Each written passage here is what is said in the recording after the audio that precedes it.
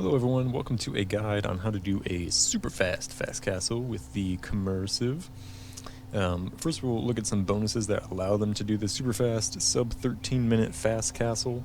And the first one is the most important, and is that they do not require any buildings to advance to the next age. So that means as soon as you hit feudal age, as long as you have the resources to click up to castle age, you can just click up. You do not need to build a blacksmith and a market, for example, and that in turn saves you over 300 wood, and that in turn also means that you can put less villagers on wood and more villagers on food sooner, meaning you can have that 800 food as soon as you hit feudal age to click directly up to castle age. So that's a really big key bonus. The second one is that farmers don't require mills or town centers to drop off food, and that one won't come into play as much. It helps their farmers. They're like 10% better than the average farmer, I believe. Spirit Law can correct me on that.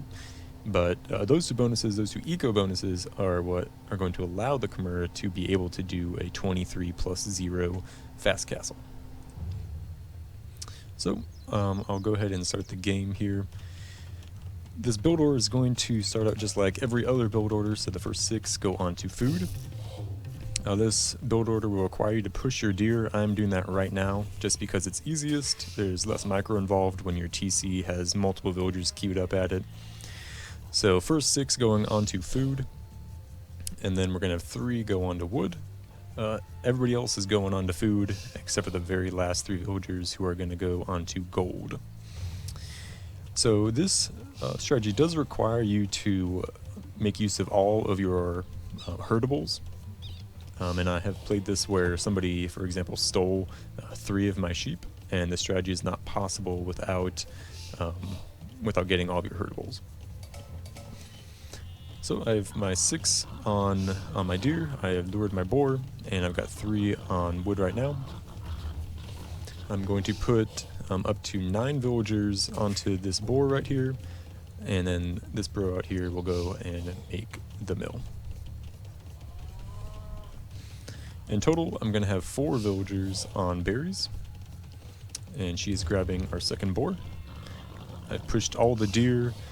We still have a few herdables left over, and once we get 4 people on berries, we will keep on adding villagers to food beneath the TC until we get to the last 2 villagers who are going to go and mine some gold.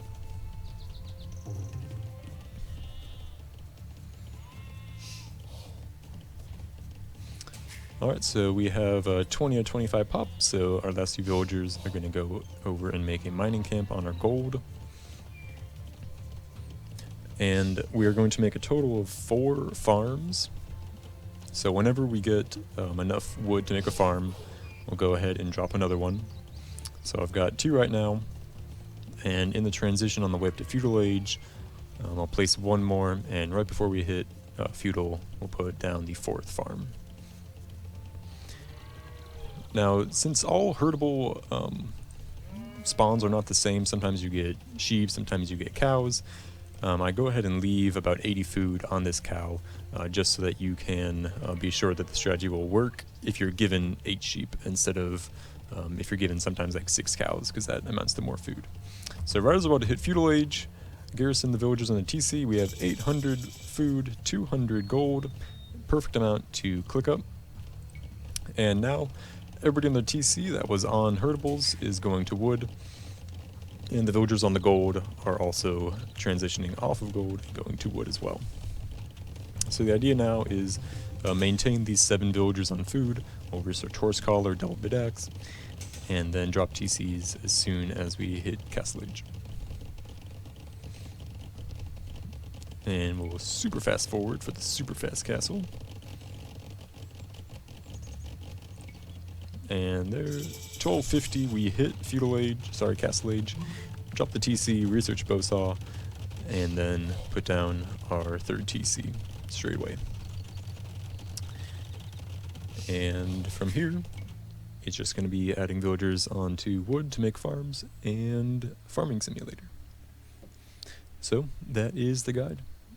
I hope you all enjoyed it, learned something, and maybe you can put this to good use before the Khmer get patched.